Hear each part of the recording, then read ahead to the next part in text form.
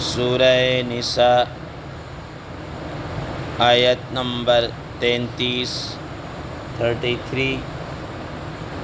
آپ حضرات کے پاس پیج نمبر ہے 164۔ اعوذ باللہ من الشیطان الرجیم، بسم اللہ الرحمن الرحیم۔ وَلِكُلٍّ جَعَلْنَا مَوَالِيَ مِمَّا تَرَكَ الْوَالِدَانِ وَالْأَقْرَبُونَ وَالَّذِينَ عَقَدَتْ أَيْمَانُكُمْ فَآتُوهُمْ نَصِيبَهُمْ إِنَّ اللَّهَ كَانَ عَلَى كُلِّ شَيْءٍ شَهِيدًا۔ صدق اللہ العظیم۔ اللہم صل علی محمد النبی الأمی وعلی آلہ وسلم تسلیما کثیرا کثیرا۔ محترم سامعین کرام، اس آیت مبارکہ کا ترجمہ اللہ تبارک و تعالی ارشاد فرماتے ہیں، وَلِكُلٍّ جَعَلْنَا مَوَالِيَ مِمَّا تَرَكَ الْوَالِدَانِ وَالْأَقْرَبُونَ، اور ہم نے ہر ایک کے لیے وارث مقرر کیے جو ان کے والدین یا قریبی رشتہ دار مال چھوڑ جائیں۔ والذین عقدت ایمانکم، اور جن لوگوں سے تمہارے عہد بندھے ہوئے ہیں، فآتوہم نصیبہم، تو تم ان کو ان کا حصہ دو۔ ان اللہ کان علی کل شیء شہیدا، بے شک اللہ تبارک و تعالی ہر چیز پر گواہ ہیں۔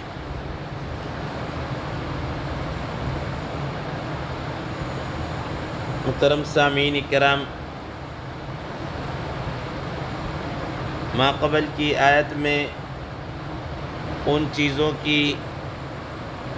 خواہش اور تمنا کرنے سے منع کیا گیا جو انسان کے قدرت یا دائرہ کار کے اندر نہ ہوں، اور اس کے برعکس کہا گیا کہ اس سے اللہ تعالیٰ سے اس کا فضل مانگو، اور جو تمہاری نیکیاں ہیں اس کے اندر بڑھ چڑھ کر تم کیا ہے حصہ لو۔ آج کی جو زیر دست آیت مبارکہ ہے، اس کے متعلق حضرات مفسرین کرام رحمہ اللہ فرماتے ہیں کہ جس وقت بعض عورتیں حضرت ام سلمہ رضی اللہ تعالیٰ عنہ کے پاس آئی تھیں اور انہوں نے کہا کہ مردوں کو ڈبل حصہ ملتا ہے، للذکر مثل حظ الانثیین، کہ عورت کے مقابلے میں مرد کو ڈبل حصہ ملتا ہے۔ حالانکہ عورتوں کو کیا ہے ڈبل حصہ ملنا چاہیے، کیونکہ مرد تو کماتے بھی ہیں، طاقتور بھی ہیں، عورتیں تو پہلے سے کمزور ہیں، اور وہ تو ہوتے بھی ایک طرح سے مردوں کے رحم و کرم پر ہیں کہ جو انہوں نے خرچہ پانی دے دیا، تو یہ عورتوں کا کیا ہونا چاہیے حصہ ہونا چاہیے، ڈبل ہونا چاہیے۔ حضرات مفسرین کرام رحمہ اللہ فرماتے ہیں تو اس پر یہ جو آیت مبارکہ ہے وَلِكُلٍّ جَعَلْنَا مَوَالِيَ مِمَّا تَرَكَ الْوَالِدَانِ وَالْأَقْرَبُونَ کا نزول ہوا کہ ورثاء تو ہم نے مقرر کر دیے ہیں، جو والدین یا اعزاء و اقارب جو حصہ چھوڑ کر جائیں گے وہ ان کے ورثاء کو ملے گا، جس کا تفصیلی تذکرہ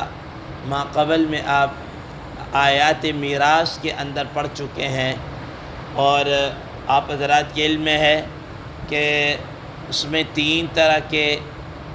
کی کیٹاگریاں تھیں۔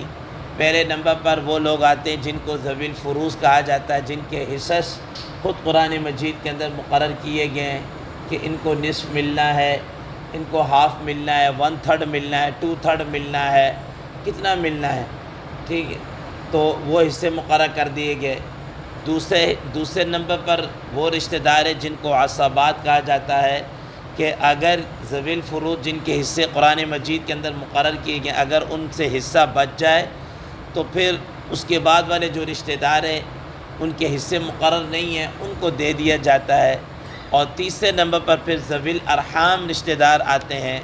کہ اگر ان عصبات سے بھی کوئی حصہ بچ جاتا ہے، کوئی مال بچ جاتا ہے، تو پھر اس کے بعد اگلی جو کیٹاگری ہے اس کے اوپر تقسیم کر دیا جاتا ہے۔ بہرحال اس کی تفصیل ہم ما قبل کے اندر پڑھ چکے ہیں۔ تو فرمایا کہ وَلِكُلٍّ جَعَلْنَا مَوَالِيَ، کہ ہم نے تو ہر ایک کے لیے کیا کر دیے ہیں، حصہ دار مقرر کر دیے، ورثاء مقرر کر دیے۔ حضرات مفسرین کرام رحمہ اللہ فرماتے ہیں کہ موالی یہ مولا کی جمع ہے۔ مولا کا معنی آقا کے بھی ہیں، مولا کے معنی آزاد کردہ غلام کے بھی ہیں، اور مولا کا معنی ورثاء کے بھی ہیں، وارث کے بھی ہیں۔ حضرات مفسرین کرام رحمہ اللہ فرماتے ہیں کہ یہاں پر جو معنی ہے وہ وارث کے معنی ہے، کہ ہم نے جو حصے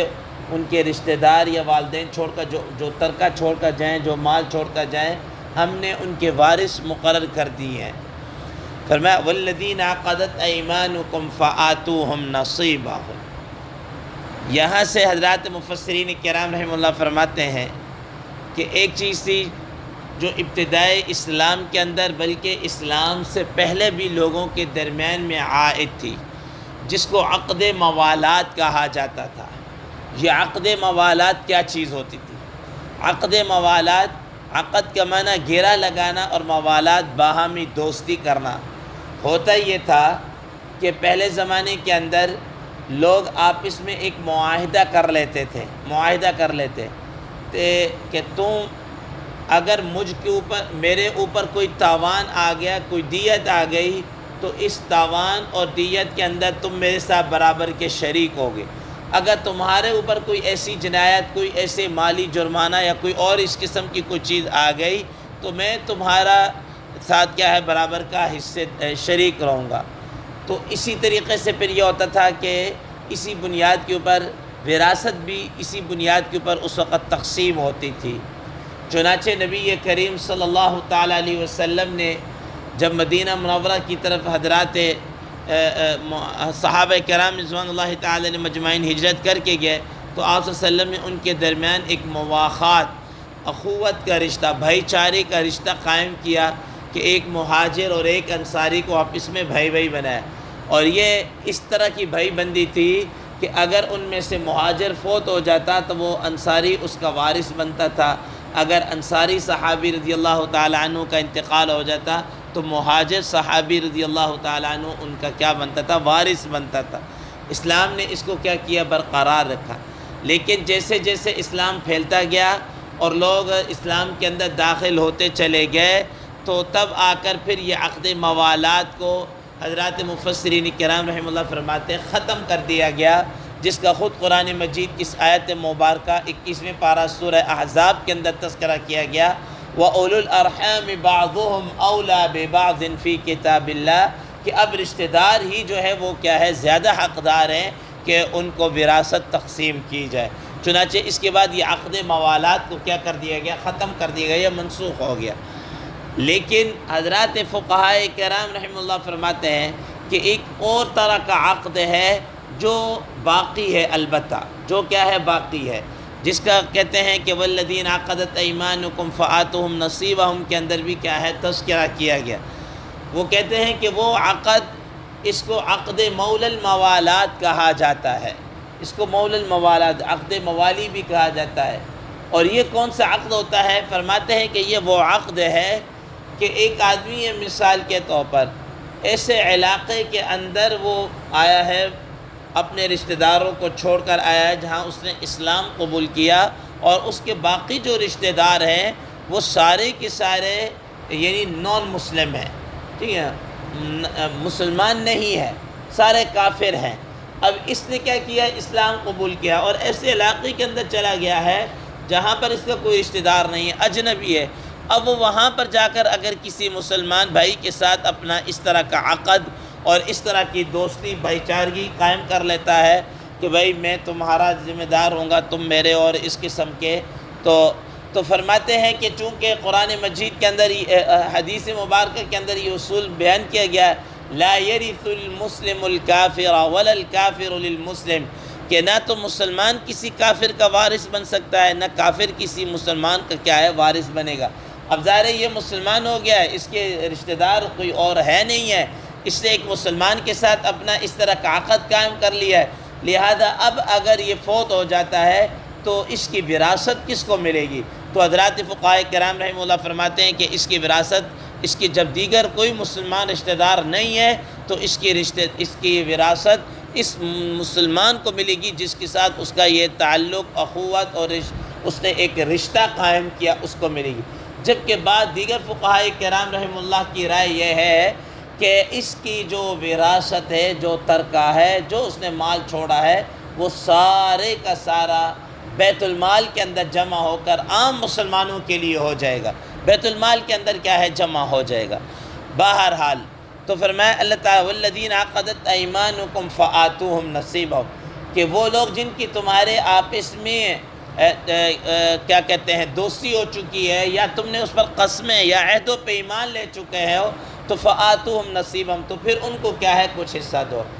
بہرحال کچھ حصہ اب چاہے وصیت کی شکل میں ہو، چاہے وراثت کی شکل میں ہو، کچھ نہ کچھ اس کو کیا ہے ملے گا۔ اب بھی جناب اعلیٰ حضرات مفسرین کرام رحمہ اللہ فرماتے ہیں کہ اگر کوئی آدمی ایسا ہے، کوئی آپس میں دوستی ہو جاتی ہے اور گاڑی دوستی ہوتی ہے، اور وہ اس کو کچھ حصہ دینا چاہے تو وہ وصیت کی شکل میں دے سکتا ہے، صرف اس شکل میں نہیں دے سکتا کہ یہ اس کا حقیقی کیا ہے وارث بنے گا، کیونکہ بعض منہ بولے بیٹے ہوتے ہیں، منہ بولے بھائی ہوتے ہیں، اور ان کے ساتھ بہت اچھے ریلیشن شپ ہوتی ہے، تو اس وجہ سے انہوں نے کہا کہ اس کو آپ کیا کہتے ہیں نصیب ہم حصہ دیں، لیکن وہ وصیت کے زمرہ کے اندر آ جائے گا، وہ وراثت کے زمرہ میں نہیں آئے گا۔ بار فرمایا ان اللہ کان علی کل شیء شہیدا، بے شک اللہ تبارک و تعالی اس ساری چیز پر کیا ہے نگہبان ہے، گواہ ہیں، دیکھ رہے ہیں۔ اللہ تبارک و تعالی سے دعا ہے اللہ تبارک و تعالی ہمیں ان چیزوں پر کیا عمل کرنے کی، سمجھنے کی توفیق عطا فرمائے۔ وآخر دعوانا ان الحمد للہ رب العالمین۔